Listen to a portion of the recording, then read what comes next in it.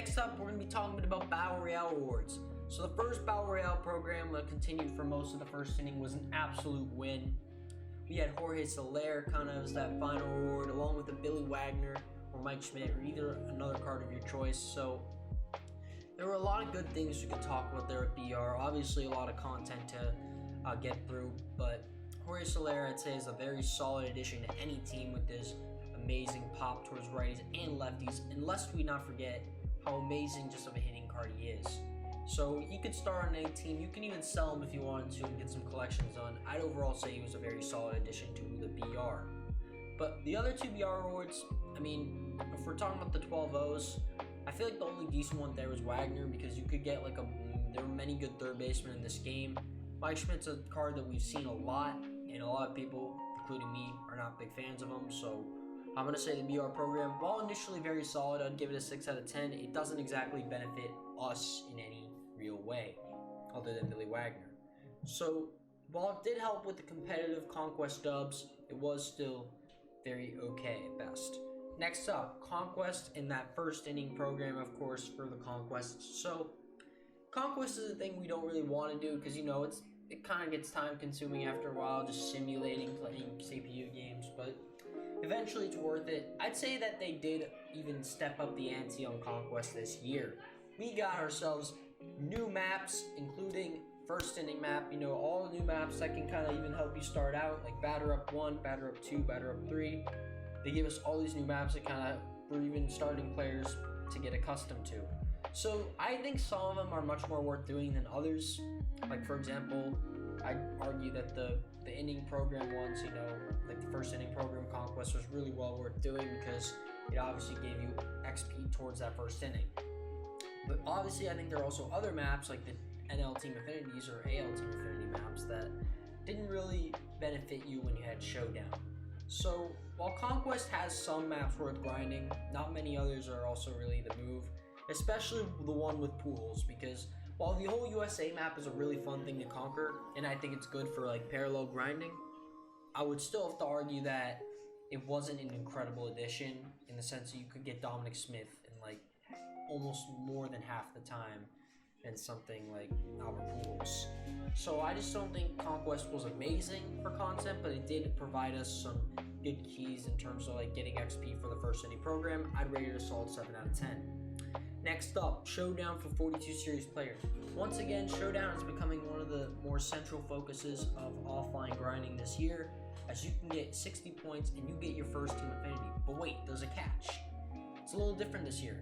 No longer do you have to grind for individual teams. It is now obviously division programs. So how this works, guys, is you have to get a lot of XP, or no, a lot of affinity points for a certain division, and you'll be able to unlock a card for a team in that division.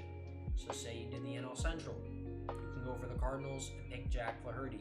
So it's basically a choose one this year, and as you keep grinding, it gets a little bit easier to obtain those 42 series players because it's less spread out. So that's really a great addition, I think, in general. And a lot of those 42 series cards are really good for starting out this year.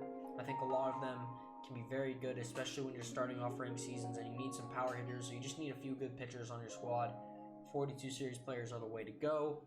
And overall, I'd say it was a solid 10 out of 10 once again, because Showdown is one of the best modes, and the fact that they made it a little bit easier this year as well is honestly a huge dub. Next up, the compensation for bearing through bad servers. So we got this around the start of second inning, end of first inning, and I'd say this was a really good thing SDS did. They realized how bad the servers were and how it was kind of affecting the community. Then they realized that probably the best thing that they should do was reward us. So the fact that they gave us 10 affinity vouchers, a lot of packs, 42 series player pre-order, and even some more stuff, like along with some stubs and all that. I'd say that we got a huge dub in general from the SDS compensation. The fact that they were thanking us kind of for like getting through those bad servers and just, you know, dealing with it really shows how much the company cares for its customers. So I'd overall say that was also a really huge dub for first inning, especially for those who needed some team affinity grinding. Next up, Player of the Month cards were nice and stacked. So Player of the Month this year were really, or no, this month at least, was really good. We got some very solid cards. Corbin Burns being, I think, a really good one, along with Byron Buxton being the final award you got there.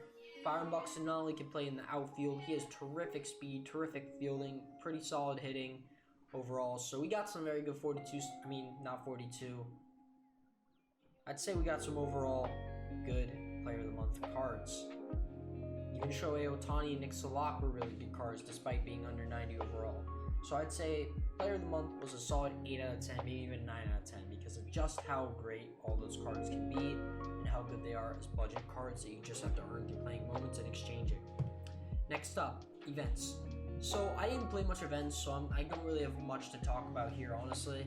I just want to point out how great it was for me just to warm up for Battle Royale games. Like, I could just hop into an event game and I can just actually like get myself warmed up because of the all-star difficulty and just how fun it is to grind. I mean, obviously the reward's 93 Miggy, and that's a pretty solid reward, don't get me wrong, but I think it could also, you know, it's obviously going to get better, so we shouldn't be expecting it as like some grand masterpiece, but I still liked how it kind of helped me out as like warming up for games and even giving me challenges with lineup restrictions. So ranked seasons, that's the final thing I want to talk about here. Honestly, there wasn't really much to describe. We had our whole World Series awards, we had a Prince Fielder, we had a couple more awards that I forgot the name of because I keep labeling Prince Fielder. So ranked seasons, it's going to be pretty easy. Obviously, you start off at 0 rating, so you're going to climb up a lot and get some rewards quickly. So overall, I'd say it was pretty nice, honestly. The 40-win World Series pack, I'm still a little questionable about, but otherwise, I'd say it's a pretty solid dub, 7 out of 10.